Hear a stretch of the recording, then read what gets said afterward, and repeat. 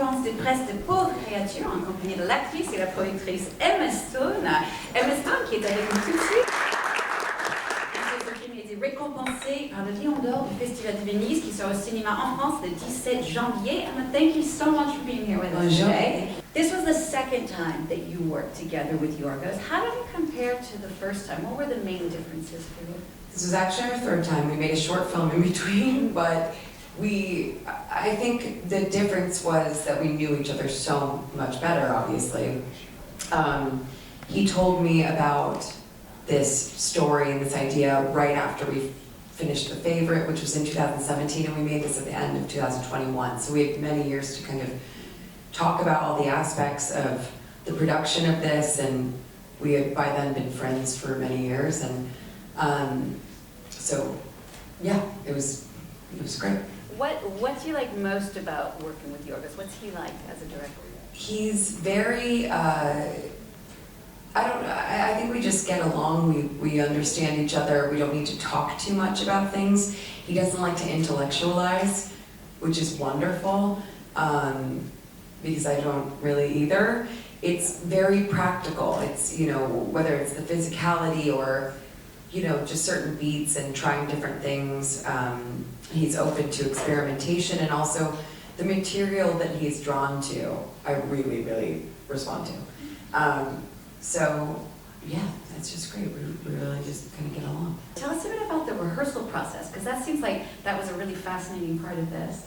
Yeah, we had a rehearsal process that was similar on The Favorite and did it again here, and it's just 3 weeks to kind of play with the other actors, and it's a lot of games. Yorgos is kind of like a conductor, and we do these, you sort of get the language and the dialogue in your body without it being prescriptive, so you're not blocking out the scenes as they're going to be done on the day. You're just sort of like doing fun things and embarrassing yourself in front of each other, and by the time you get on set, and it was this way on The Favorite as well, but it was really, really important here with all of the kind of, you know, vulnerability of the story.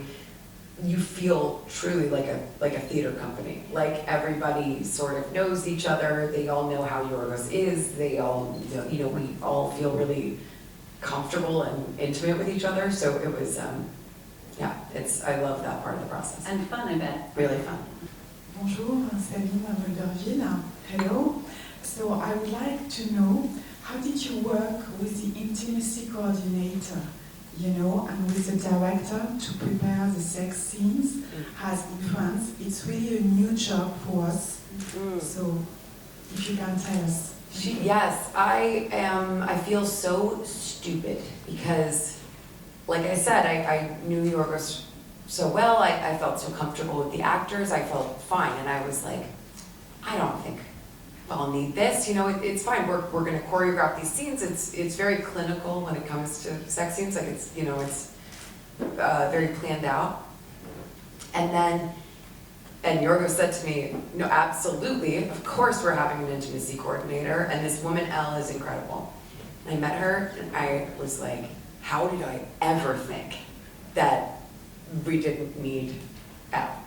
She was just, now I have such a deep appreciation for intimacy coordinators now, and I really was, I didn't know enough about it.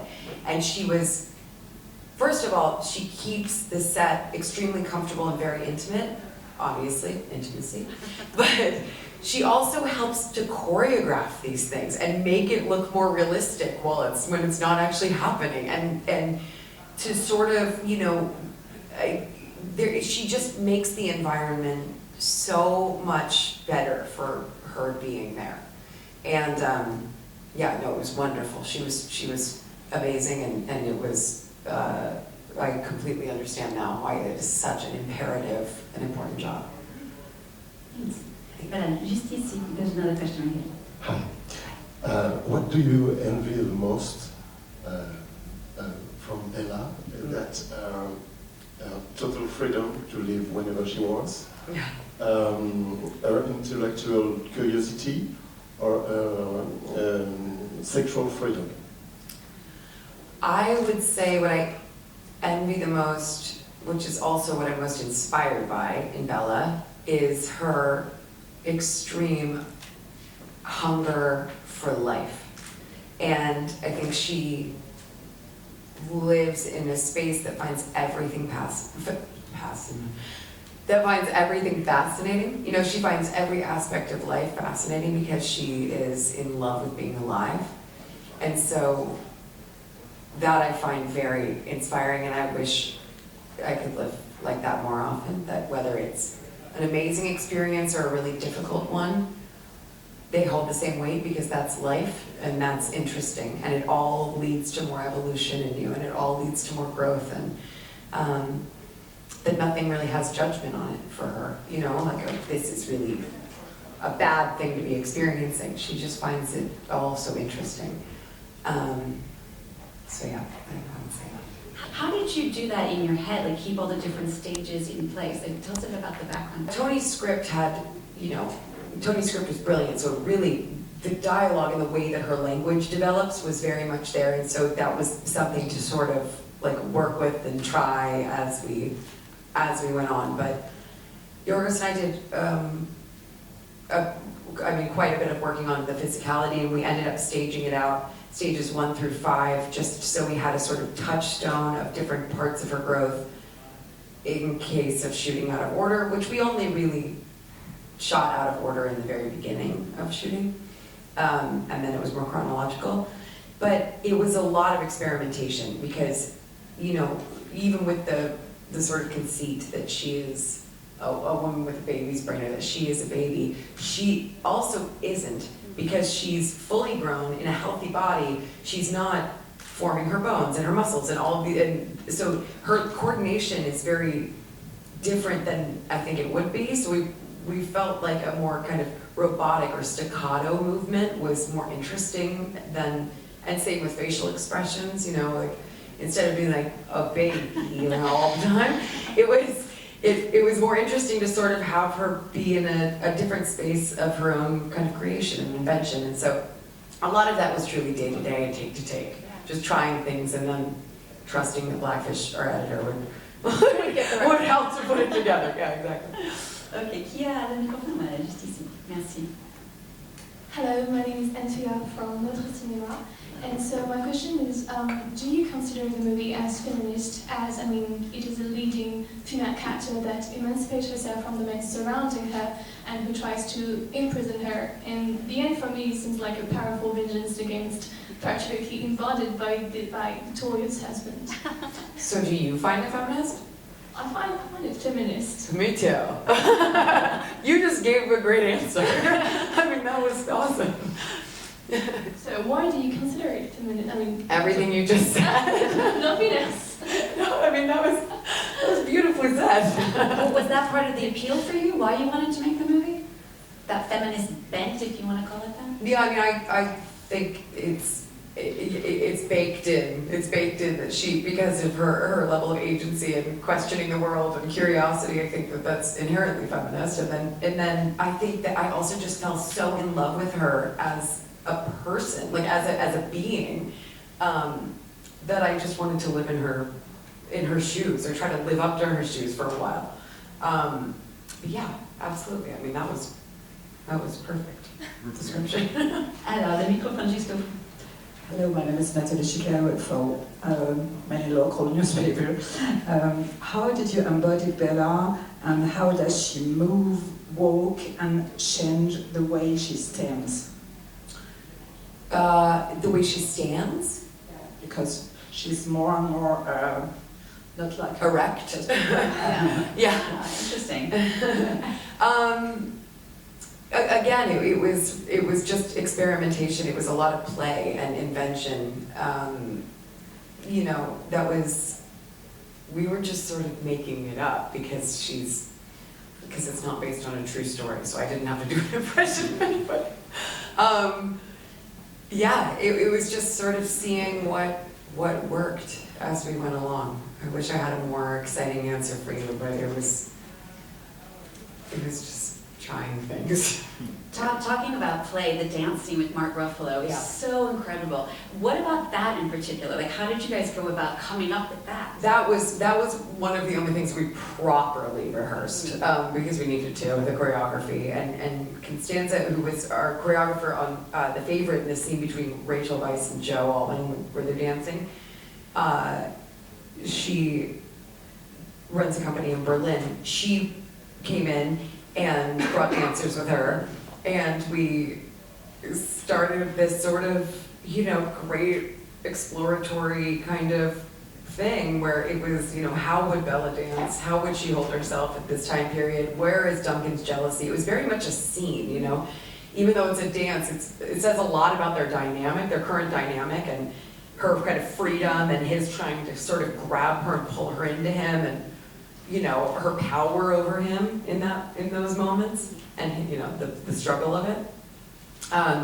So we did rehearse that quite a lot, because then it goes into a stunt where I kick a man in the balls and throw a champagne at Duncan's face. So we worked on that one a lot, and that was really, really fun to shoot because it had been a long build up to that. We shot that near the end of the film, so it had been months of waiting to dance. Would you say that Bella is your most difficult part until now? I would say that Bella is my most joyous part. And it was the things that were difficult about Bella were just my own self-criticism, or my own, I'm trying to strip away my own sort of life experiences because she is so open. But yeah, I would say she's the most joyous. Emma, you also produced the film. How does it work on the set? Like, how much are you able to step out of the actor role to kind of observe things from a producer role, or did you feel like all of that was before the shoot, and once you started shooting, you could put that producer side aside and just focus on the acting? I mean, the producing part of it, once we were on set, was really just conversations with Yorgos and I, like talking about what things were going on and how things were unfolding, and if there were any issues going on, we would just talk kind of privately about it. It wasn't really like I felt like I needed to come in and, I don't watch any monitors. Yorgos just has a handheld, so it's not like I'm watching that back or what this needs to change. He has a lot of creative control that is his and his alone, and so it was more supporting that sort of vision and talking a lot about Bella, in the moment. And, so yeah, I definitely didn't feel like I had to be of two minds. Alors, le microphone est juste ici. Hey, the relationship Bella has with Dr. Baxter, played by Godwin Baxter, is very interesting, and I wanted to know, what do you think of their relationship? It's a very complicated one, obviously. I think when I originally read it, I saw it as a sort of I saw Baxter as sort of a clinical part, strange, kind of cold. And what Willem brought to it was this sort of warmth that actually made it a more complicated relationship. And I think that's a good thing, because a lot of the commentary throughout the film, I think, is men and their expectations of her and their relationship to her and what she, the way that is balanced out. So I do think that his sort of growing paternal love for her is surprising to him. She doesn't know any differently, but he tries so hard to remain cold and removed and, make her just a creature and not a human being, and realizes very quickly that he can't keep her and that he can't expect her to be that way, that she has something in her. And that's why it's so interesting in the end when she returns and he says, my surgery's yours, and she wanders the halls with a hammer and a song, and I watched you create Bella Baxter with wonder. That's not his doing, that's her. And his recognition of that, I think, provides him with a love that he never experienced in his life and that he didn't expect to. So I think that relationship's really beautiful, even though, it's also fucked up. Okay, le microphone c'est juste ici. Go ahead. Hello. Hello. The movie has a lot of huge production design and VFX. What was the interactions as a cast member on the set. Interacting with those worlds. Yeah. Yeah, I mean, Shoni Heath and James Price, the production designers, come from two very different worlds of design, and Yorgos asked them to work together. Two people who didn't know each other, and they didn't know if that would work. And I think what they made is a masterpiece. It was incredible because, you know, being in an entirely built world that was sort of Bella's version of the world, you know, through her eyes, and then getting to play Bella walking through Lisbon, you know, or the ship, or all of these things that she's taking in, made my job very easy because there was so much detail everywhere, and it had all been thought through in this extremely, you know, creative, unique way. It was amazing to interact with. I think all the actors felt that way. When you first walked into Lisbon, it took you 45 minutes to walk through it. There was a hotel, there were multiple restaurants, there were alleyways, and that was all real. It was practical. It was the biggest set in Europe at the time. What they were able to kind of execute from, you know, the conception to the design, you know, the actual execution of it was just mind-blowing. And coming off the back of that, Bella also really comes alive through her costumes as it moves on. Were you involved in that process at all? Yeah, Holly Waddington, our costume designer, was you know, just is totally brilliant, super detail-oriented as well. It's no coincidence that Yorgos, the Mr. Details, loves detail-oriented people in these departments. And yeah, we spoke at great length from the first, you know, sort of trying things on. I flew to Athens a few months before we went to Budapest for the shoot, and Holly came to Athens too, and Yorgos and Holly and I just tried on shapes and colors, just to see like what shapes worked, what colors worked, and then as they started building the costumes, we were talking about the whole arc of, you know, at the beginning, Bella's like padded up in these, you know, Holly always says like she was wrapped in bubble wrap, and Mrs. Prim is dressing her, and then when she travels, she dresses herself, and it's like, well, these are shorts, so I know I'm supposed to wear something on the bottom, and then I wear a hat because I'm traveling, you know, and then it becomes more structured and less color and more kind of mature as she evolves. And so the costumes, as beautiful as they were also so informative for Bella because they tell a huge story about where she is and her development. Okay, juste ici encore? Go ahead. Me again, sorry. Hi. Because of the very special way Yorgos Lanthimos is filming, does it mean for you should play differently than usual? Well, I hope there's no usual. Ah.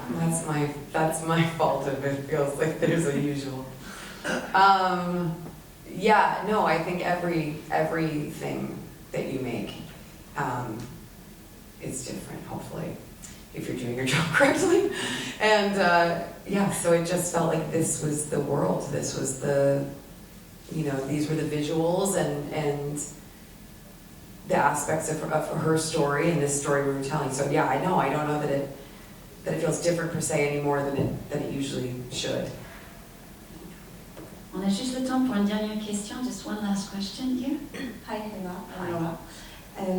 If you have one word to describe the film, what would it be? One word? One word. One word? It's been tricky. Oh my God! Go ahead. Someone, throw out suggestions. What Come on. do you guys think? Vous pensez quoi, un mot? Throw them out. Anybody? A masterpiece. Masterpiece. Oh, let's go with him. Okay, voilà, c'est vous qui gagnez. Emma, thank you so much. We'll leave it there, ladies and Thank you gentlemen. so Emma much. Stone. Thank you.